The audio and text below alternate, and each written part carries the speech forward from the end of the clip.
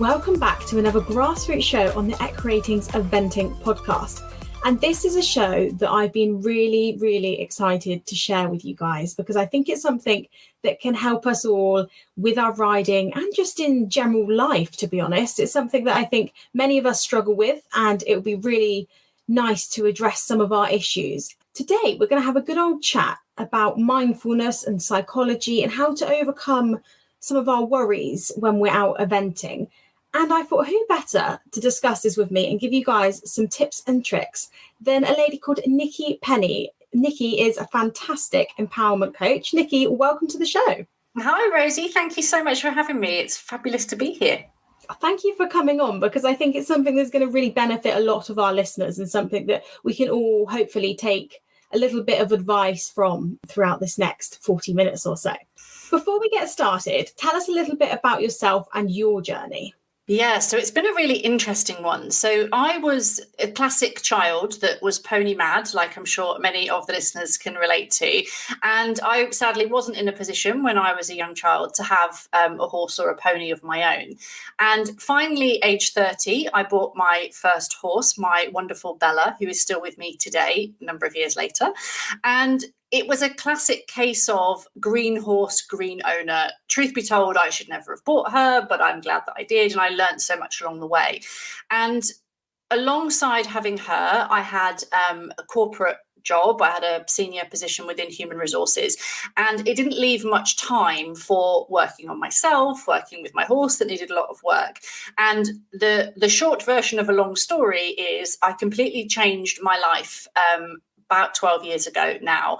And I made a decision to step away from my human resources career. And me and my husband and our horses moved to France, where we were for 10 years. And finally, that gave me the space to work on my riding.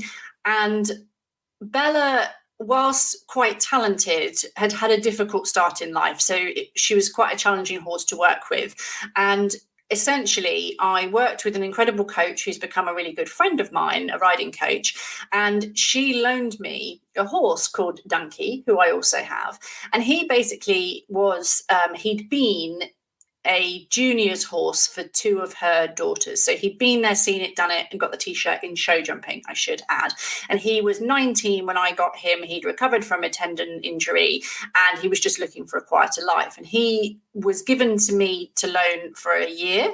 I never gave him back. And basically, it was a case of getting me up the levels, getting me confident, getting me to a level of competence. So I finally had the space. I finally had the horse, and I found I was really stuck. And what I was stuck with, because I'd always wanted to go and compete, but I'd either never had the right horse or I'd never had the time or the transport. There was always kind of something seemingly stopping me.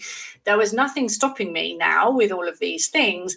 And I had debilitating competition nerves to the point that I would turn up at a show and my head would be so full of, oh my God, what if this? Like, what if I fall off? What if I look stupid? What if I don't do my horse justice? All the things that I'm sure that many of the people listening to this can relate to.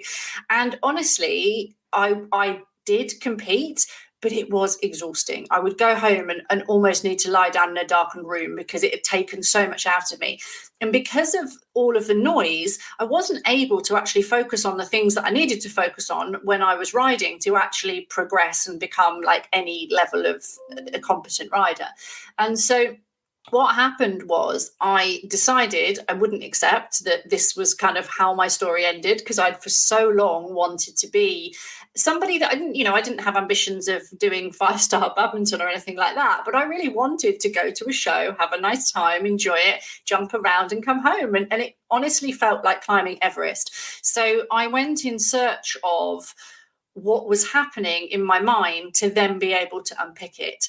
And that started, I get goosebumps when I share this story, because that started the journey. I mean, that would have been late 2015 now. So we're not far off 8 years later, nearly 7 and a bit years ago. And it ultimately led to me creating the business that brings me in front of you today. So it's been quite the journey, shall we say. It's a fantastic journey, because it's actually really nice to hear from somebody who's been through it herself and knows now how to conquer those issues and where to even begin. And on that note, like you say, everybody probably does go to shows with the what if questions in their mind, what if this goes wrong and I can't do it. Where do you even start with trying to overcome something like that?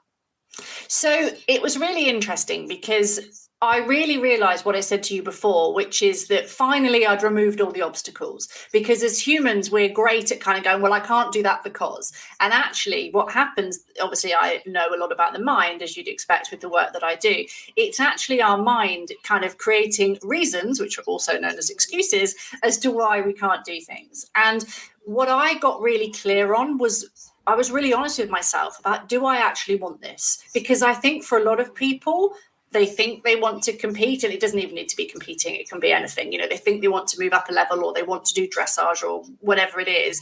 I got really honest with myself and kind of quiet and said, do I actually want this? And I kind of realized that, yes, I did, notwithstanding I had a lot of work to do to get through all the things that I'd shared. Then I went in search of learning about the mind. And what I discovered was, and this is no judgment of that former version of me, which is really important here. What I discovered was I was creating my own suffering. And when I talk about suffering, I mean emotional suffering. So what was happening in my mind was causing me to feel stressed out, anxious, and upset. And once I learned, importantly, why that was happening, which was to do with deeper things within me that were from many moons ago, it was a real revelation that, wow, not only had I unknowingly, so like I say, no judgment, been doing this to myself, but that was the really good news, because that meant that I got to change it. And that was how it all started. It's interesting there, because you mentioned that, you were blocking yourself without realizing, but actually your block came from something in your past. A lot of issues that we have now, if we're going into the ring thinking, oh my gosh, I might, knock them all down. So you think it's a now situation, but a lot of this mental block can come from the past, can't it? Yeah, so there's so many facets to that. Most people, and this is a big part of the work that I do, most people have the false belief, but they don't realize that it's false, that they are in some way inadequate. And that can sound like, I'm not good enough, I'm not worthy. And when I say good enough, that can be smart enough, slim enough, wealthy enough, some form of not being enough. And for me, it was, if you can imagine, and I'm sure those people that didn't have horses from a young age that wanted them can relate to this. I spent so long wanting a horse. I mean, I created business plans when I was about 10 about how I was going to have my own horse. I was incredibly determined. And every turn, and again, no judgment here of either me or my parents, but I got a resounding, it's not possible. And so here I am, age, how old I've been then, late 30s maybe. Yeah, because I was 40 when I very first started competing, coming to it late for sure. I was about to get everything that I'd ever wanted. And when you have a belief, which is the case for a lot of people, which comes from our conditioning from when we're younger, and I'm kind of happy to share what mine was because it's really common, when you have a belief of I'm not worthy, even if you don't know that that's there, and I didn't for a number of years, it was kind of lurking in the background, you do what's known as self-sabotage. So when you're about to get everything that you've ever dreamed of, consciously, you're like, I just really want, and bearing in mind, I wasn't out jumping 150. We're talking 80 centimeters here. This is not the Olympics, okay, just to give context. But when you're about to get everything that you've ever wanted from such a young age, if you have a deep-seated belief of I'm not good enough, which I did, and it's very, very common, or I'm not worthy was actually mine, then you will sabotage yourself, because that is your, without going too deep into it, that is your subconscious programming. So it takes over, and particularly under pressure, which of course is the case when you have debilitating nerves in the competition ring.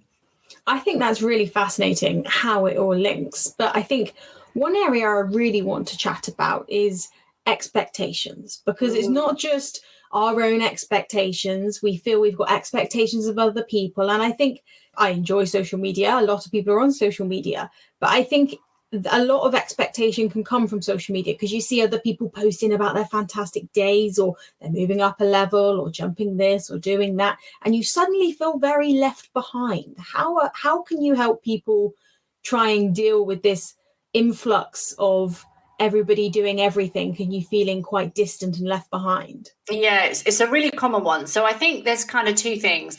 And the first thing people will have heard before, but I think it's really important to kind of repeat it. People are sharing their highlights. So some people on social media do share warts and all, which is obviously their choice to do so. And I don't have a view either way. People kind of can share what they like because it's their platform. But there are some people that do only share the good things. And again, that's up to them as well. So the first thing is, what you might be seeing is what other people want you to see. So if you're comparing your reality, and we all live in our own lives 100% of the time, you're not seeing 100% of everybody else's time. So just know that you're seeing what other people want you to see.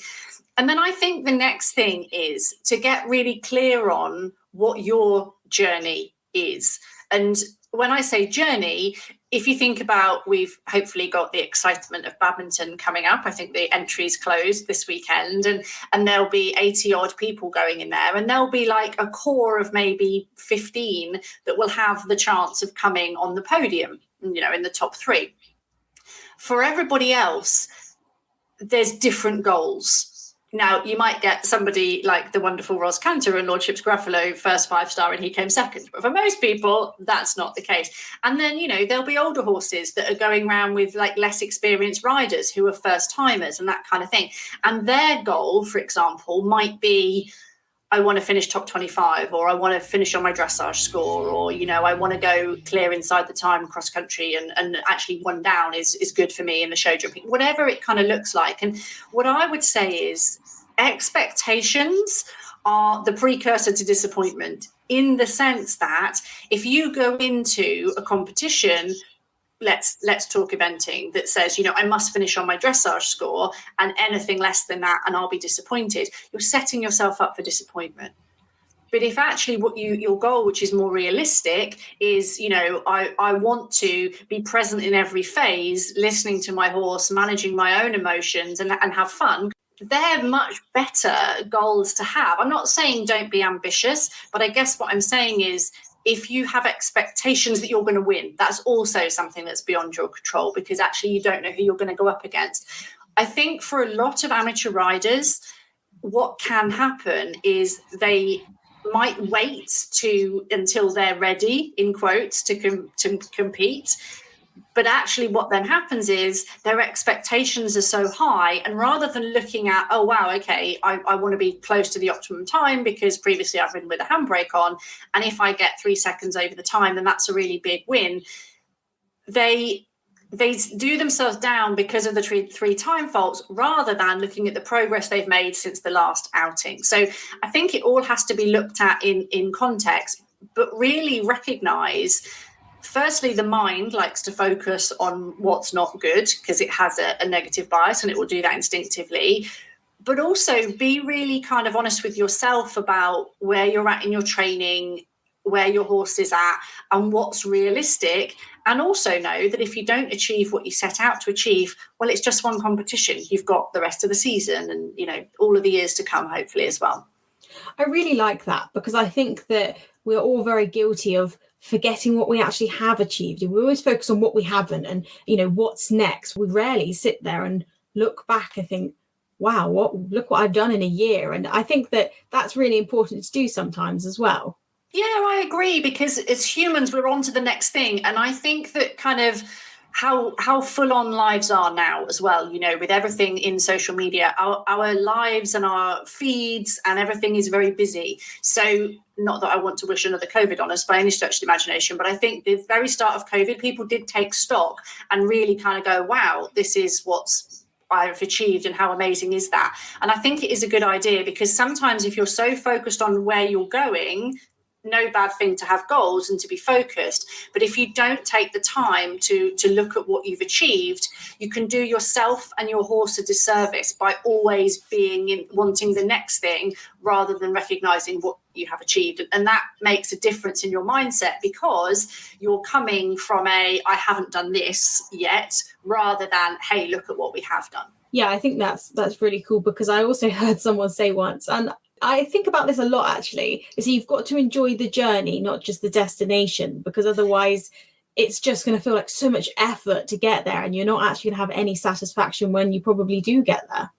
Yeah, and I listen to a lot of high performance and personal growth podcasts, and if you listen to a lot of the top sports people, actually, Johnny Wilkinson famously talked about when they won. I'm not big into my rugby, but when they won the Grand Slam in Australia, which I think was 2003, he said he felt really empty after that. Yet that's what his whole career had been focused towards. So it kind of sounds cliche, but it's true. It's about the journey. Like, you win the competition on the competition day, but actually you win the competition by putting the effort in the days when you are training, when you don't want to do it, but you still go out there and you still practice and you put in the graft. That is actually where it really happens. And I think it looks on the outside that it's the shiny show days, but it's what happens prior to the show, and that's the journey. So I think it is really important if you don't love that bit, I think particularly in eventing, because of how much work goes into it, with it being the 3 phases, you're not going to have the same level of success because it's so much around the partnership. So I think really getting clear on, if you enjoy the process, you're going to get the results. But if you don't, and you're only focused on the results, chances are you're not going to get the results that you hope for.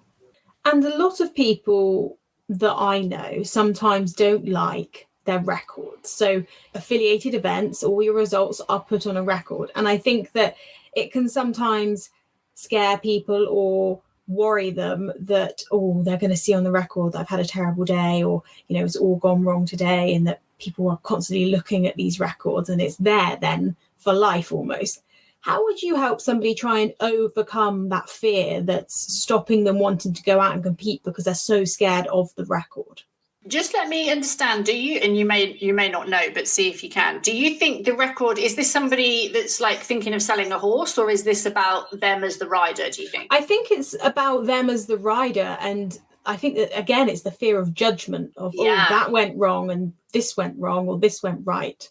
Interesting. Yeah. So I've absolutely thought it's a fear of judgment. So it's really common. And the reason why most people that are scared of being judged, ironically, are actually judging themselves far harsher than anybody else could judge them, which comes back to what we were talking about a little while ago, to do with your view of yourself. So for a lot of people, if they're worried about having a bad day, so bearing in mind this is fictitious, right? Because they haven't gone out yet. So before they've even started, they've told themselves they're going to have a bad day and it's going to be on their record. And this is a really sneaky way that the mind works. So it's undermining you before you've even gone out, because of course you don't know what your result's going to be until the end of the day. So the reason that my work is empowerment coaching is because that's a really disempowering way that your mind is working. So when you become aware of that, you get to change it. It's an interesting one, because when you notice that you're judging yourself for something that hasn't happened yet, you can, if you're paying attention, you can then really get clear on, I'm actually predicting the future, but I'm currently sitting here in the now. And why am I predicting the future? Well, firstly, because I think I'm going to fail, because I'm worried what's going to be. And if you think you're going to do something, the chances of it happening are far greater. So you're kind of already in reverse, if you like, rather than actually focused positively on what it is that you want to achieve. And I think that a lot of people's identity is attached to their results. So, for example, they might define having a good day by finishing on their dressage score, which is obviously as good as you can do in eventing. But actually, if their horse, I don't know, touched every pole in the show jumping, but just was lucky, and they got towed around the cross country, they didn't feel in control and it wasn't much fun, but they finished on their dressage score, that doesn't tell the whole story. So it's really about people understanding, getting underneath, if I'm worried about what it says about me, but based on a computer screen, it's very likely to be a much greater indication that somebody is insecure about being judged by others because they are judging themselves, i.e., I'm only as good a person as my results. We are sometimes our biggest critic. Yeah. We put a lot of pressure on ourselves when actually we realise that other people aren't thinking the same. And I think where it comes from is there's not to kind of go too deep into this for now, but because of what I shared about the kind of limiting beliefs that people have, the human psyche wants to feel good about itself, which makes complete sense. And where it can become slippery is if you only feel good about yourself, if you do well, and I kind of use the word well in quotes because there's degrees of, right? Then what you're actually saying unknowingly is, if I don't do well, I'm not going to feel good. So that's quite black and white. And actually, life is rarely black and white. And so it's really, if people are listening to this and they're in that situation, i.e., I can't have a good day, my day is ruined if I don't have a great result, I would suggest you look very closely about what your driver is through competing. Because if it, particularly in eventing, if it's to, feel good, there's way more bad days than good days in eventing. So from a mental health perspective, kind of all joking aside, if your worth, which is what we're talking about here, your self-worth is attached to the results that you get on a horse, you're on a bit of a hiding to nothing, because horses obviously aren't machines. There's so many other variable factors, as we know from this weekend, being the first weekend of the season, the ground, the weather, all the rest of it. It's really not uncommon that people, I would suggest, and again, there's no judgment from me here, but if you're really worried about what it's going to say on your record, and it's not in relation to being able to sell a horse, because I think that's a different story, you probably have some deep-rooted beliefs about your lack of worth, which is really common, particularly for women. And when you understand that and you realize that, the pressure that I'm therefore putting on myself, which of course pressure and performance are not great bedfellows. The more pressure you put on yourself, for the most part, the harder it is to perform, unless you're at the top elite level and you understand how the mind works and how to motivate yourself. It would be an indication of low self-worth. And it's worth saying, it's probably not the only area of your life that shows up in, because how we are as riders is probably how we are, or not even probably, is how we are in other areas of our lives. So in our relationships, at work, if this isn't your living, in our social life, you could kind of pay attention and see that it isn't just in your riding. If you look closely, you'll see how you relate that to your career and the pressure you put on yourself to prove yourself in other arenas of your life, would be my view on that. And visualization is something I've heard a lot about. Everybody says, visualize the good scenario if you're nervous about something, or visualize yourself jumping around the cross-country course before you do it. Yeah.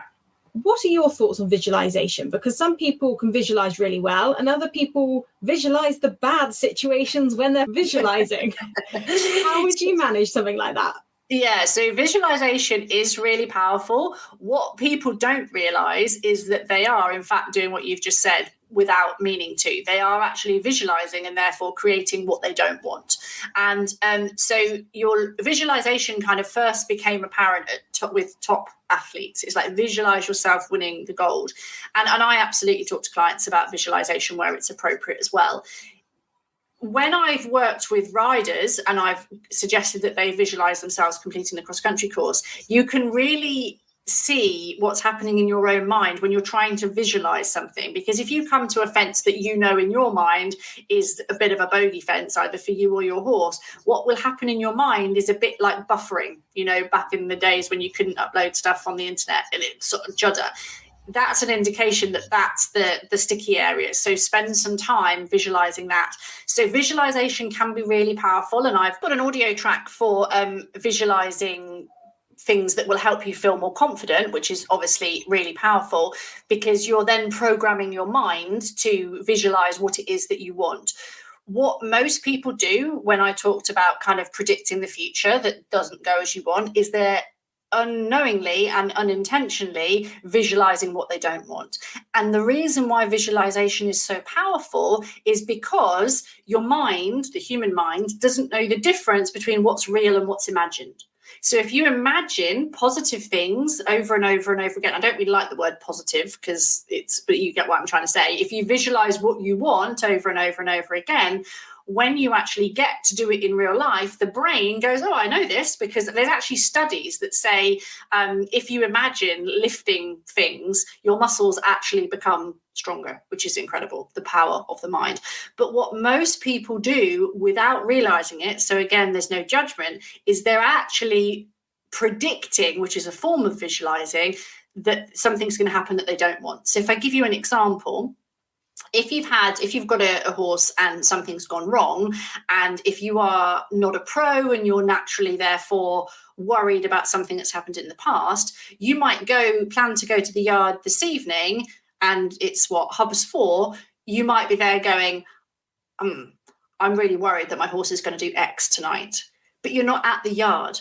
You're still in your office or in your car or tacking up, yet your mind has convinced you that your horse is going to do X that you don't want. And that is how most people create what it is they don't want without realizing it. So it's about being really, I talk to clients of mine about being really intentional, because the truth is, just because your horse did something yesterday or the day before does not mean it's going to do the same thing today. But most people, because of the way that the mind works, it's focused on what it doesn't want until you tell it otherwise. They start worrying about something that they don't want 6 hours before they get to the horse. So by the time they get to their horse, they're stressed out. They turn up. The horse is like, oh my God, I feel all this energy of like tension. What the heck? And then, of course, if the horse is sensitive, which a lot of them are, it becomes a negative self-fulfilling prophecy. So visualizing what you do want is really powerful. My caveat would be really start to pay attention what's actually happening in your mind, because it's a skill to really notice what's happening in your mind that you don't want and then reverse it to replace it with what you do. I think that's very interesting, because a lot of us will carry the bad with us to different situations. And I don't know what your advice would be on letting go of these bad situations and scenarios, because we're guilty of bringing them along with all aspects of our life. Yeah, there's a few things to say. So it's absolutely possible to be done with them, to allow them to be in the past where they are. And that's something that I work with clients on, particularly clients who've had difficult experiences. The thing to know is that it's in the past. So if we could erase memories, then all of those things that you're referring to wouldn't affect people in current day. So know that you're relating to something from your past, but you're actually keeping it very present by virtue of the fact that it's causing you to feel anxious, worried, and upset. That's the first thing. The second thing to know that the future, which is basically everything that's not now, is actually made up. And when I say that, people are sometimes like, oh, but if you think about it, have you ever been in your future? No, because when the future arrives, it's now. And so this is one of the ways that, I speak from experience because this was my reality as well. We are so fixated on what we want in the future, but the future never arrives because we're only ever in the present moment. So there's a lot of talk about, oh, you need to be more present. And that's absolutely true. And the reason that it's true is because you can only influence yourself and your horse, in this example, in the here and now. So really pay close attention to what's happening in your mind where you're predicting something that's off in the future, whether that's 10 minutes from now, 10 hours from now, 10 months or 10 years. And also notice that when your mind, when you can distinguish between you and your mind, it becomes powerful. Your mind, notice how it never goes, what if my horse is amazing tonight? What if that issue that we had like last night is no big an issue? What if I go to the competition and everything is amazing? What if the ground is perfect? What if that job interview that I'm going for is incredible and it pays off? Your mind doesn't do that. Your mind is designed to predict and protect. So it throws up all of these things that it thinks is a risk, but those are the things that make you feel stressed out, anxious, and upset. And when you add those into the mix with horses, who are sensitive and sentient beings, you can see why there's a lot of people expending a lot of money on a hobby that actually doesn't make them as happy as they would want to be, ideally. That's really fascinating because you're right. Like, personally, I very rarely think this is going to be absolutely amazing and everything's going to go great. And I almost feel like sometimes I try and think of what's going to happen at situation A, B, C, and D, what could unfold, find a plan for it all to protect myself. Yes, very common. So that in my world is called catastrophe planning. Now, there's nothing wrong with catastrophe planning per se. And I'll give you an example of this because I used to do it a lot. Would you suggest that you like to be in control of stuff? Yes, and I'm one that I'm not I wouldn't say I would be a bossy person or wanting to really have control, but I like to know what's happening. I like to know a plan. And if a plan changes, I get a bit unnerved. Yeah, because you want to have things play out in a certain way. And I'm guessing particularly in relation to work, that's because you want to do a good job and you want things to play out, which is completely normal. Where that can be sticky is, I'm guessing it takes quite a lot of energy for you to plan A through to Z catastrophe planning, right? Yes, definitely. And if you think about it, most of the things that you worry about never happen, right? Yeah.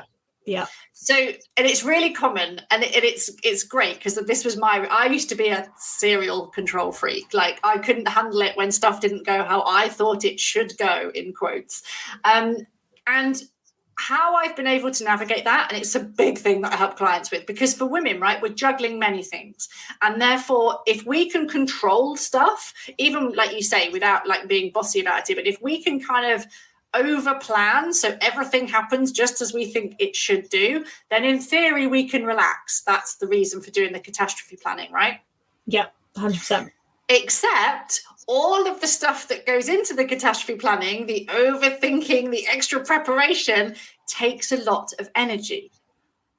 And most people, but particularly women, who is most of my clientele, they often will say, I don't have enough time. And in reality, it's not actually that we need more time. It's that we need more energy to get stuff done in less time because we've got the energy to do stuff. So stuff happens a lot quicker when we're like, if you've just come back from a week off, which I have, then my morning was like uber productive because I was rested and I'd had a break and everything else. The kind of over planning takes a lot of energy. So it's really in recognizing it's coming from a good place because you want to do a good job and you want things to play out in a professional manner, which is brilliant. My guidance to you would be, if you can just kind of rein that back, and it's good to have if this happens, then that's what I'll do, because if that does happen, then you've got your contingency plan. But also it comes down to self-trust. Can you trust yourself that you can handle whatever is going to happen? And this applies to show events as well. And the answer to that, I already know, is yes. And the reason I know that is because you've handled everything that's ever happened in your life up to present day, correct? Correct, yeah. Yeah. And you will handle whatever comes, because that's the nature of being human and the nature of life. But what happens is we kind of scurry around behind the scenes trying to make sure, in quotes, that everything's fine. And like I say, there's nothing wrong with that. But maybe you could start to kind of just loosen your grip a little bit, trust yourself more to know that you'll deal with whatever comes. And sometimes, particularly in competing with horses, because we're kind of disaster planning, which is essentially predicting the future, we can energetically bring stuff about that we don't want because we're so busy trying to avoid what we don't want. Does that make sense? It makes total sense. And everything you've said is so true that I do actually sometimes feel really tired because I've planned everything that's going to happen and 90% of it probably doesn't even happen. But it does make me tired. And I think that it's also something that I can use as well in my riding, and hopefully other people can. And you've got to trust yourself, your ability, and your horse, because we forget actually how much effort we've put into our horses, and that our training is going to plan, and that on the day we've just got to trust that we have done enough. I totally agree. And the big thing, and it's exacerbated by modern life for women, I believe, that the overthinking, the desire to get things right, in quotes, is exhausting. And it is, we expect so much of ourselves. And if we just take the pressure off by kind of, like you say, trusting yourself, knowing that you've got it, trust your process, both in riding, in competition, in work, And you've been with Echo Ratings a couple of years now, 18 months, something like that. Yeah, it's coming up to nearly 2 years. Amazing. So the real like fastidious preparation when you first started is completely understandable, because, and again, same for competition. If you've got a new horse and you've not been to competition before, then of course, you know, do everything that you can within reason to kind of give yourself the best possible chance. But as you go, you know, more into experience in your job or into competitions, it's not about being slack, but you can just kind of take a breath, just roll your shoulders a bit, just relax and just allow what's going to unfold, because it's when we do that we actually start to enjoy it more, rather than coming from this very sort of tense trying to control the outcome, which, as you rightly say, is really tiring. So if you were to try that and do, you know, for a few weeks or a month, and notice how much more energy you had. And what you do is you start to trust yourself and life a bit more, because you're just that bit more open to stuff happens, because that, and particularly with horses, that's the nature of life. But actually, if you can just go with it a bit, then you probably will find that you will feel so much happier, so much more relaxed, and less tired as a result, would be my thoughts. Oh, thank you so much for that, because it's advice that I'm really going to take with me and try and work on, like breathing, and it's going to be okay. And listeners, if you're interested in trying to work through any issues and riding issues that you've got, Nicky, you very kindly going to give 25% off one of your riding courses, aren't you, to our listeners? Yeah, so my sort of entry opportunity to work with me, I suppose, is I have an online course called Supercharge Your Riding. It's a self-paced course. I think there's about an hour and a half's worth of content in there. And I go through all of the things that you would expect from a kind of competition perspective, from a rider mindset perspective, talking around kind of nerves, anxiety, confidence, all the things that that you would think about. And yeah, we've done a discount code for your listeners. So ER25, Echo Ratings 25, gets you 25% off. And I think, Rosie, you're going to pop the link to it in the show notes, aren't you? Yes, the link will be in the show notes, and it should be on all of our social media posts. And on that note, where can our listeners find you, Nicky, and all your advice? So I am on Instagram and Facebook. My business is called Be Your Best Yet. And for those of you that kind of want to know a bit more about going deeper into the mindset work, I do work with clients. I've got a group coaching program that I support riders in as well. And I do work with clients one-to-one. And the best way to find me for that, and again, I think Rosie will link in the show notes, but it's my website, which is beyourbestYet.co.uk/equestrian. Well, thank you so much, Nicky, for coming on the show and giving all your advice and helping me with my issues as well. Oh, it's been my absolute pleasure. I could talk about this stuff all day. It never ceases to amaze me how things come up for people in their riding and in their interactions with horses and at competitions. And that's what they want to get support with, because they're passionate about improving. And when we start to dig a little bit deeper, we find that actually it's not related to their riding at all. It's related to something far sort of further back. And the really good news is that when you get underneath that, everything becomes so much easier. So it's the work that I get to do. And I feel really honoured, honestly, to be able to do it, because it's so transformative. Oh, well, thank you so much. We really, really appreciate hearing from you and your advice. And listeners, I hope you've really enjoyed this show and taken something from it. Hopefully that you guys can take something from it, whether it's in your work or your general life, or whether it is with your riding, and hopefully it will help you out there. And do make sure you go and check out Nicky's page, because we really appreciate her support of the podcast, and it'd be great for you guys to go and see if you can take something from all of her advice and on her page. But listeners, thank you very much for tuning in, and we'll be back soon with another Grassroots show next month for you. This episode of the Echo Ratings Eventing Podcast is supported by our friends at Fairfax and Favour, and we wanted to tell you a little bit more about their extraordinary story. It was a story that began back in 2012 when two friends made a rather ambitious pact to combine their middle names and launch their very own footwear brand. They were actually funded by shifts at the local pub, and they then took a once-in-a-lifetime trip to Spain to find a factory that would produce luxury goods that would help kickstart the dream. From storing their precious new wares in a loft, launching on the show circuit and pursuing that dream, the Fairfax and Favour vision has since exploded, and there's a range now that includes bags, clothing, boots and sandals. The luxury shoe giants have an array of awards, including last year a Lloyds Bank Business Excellence Award, and they're passionate about raising money for charity and have already donated over £500,000 to really worthy causes. Their story continues, but for more information, go and visit their website, fairfaxandfavour.com.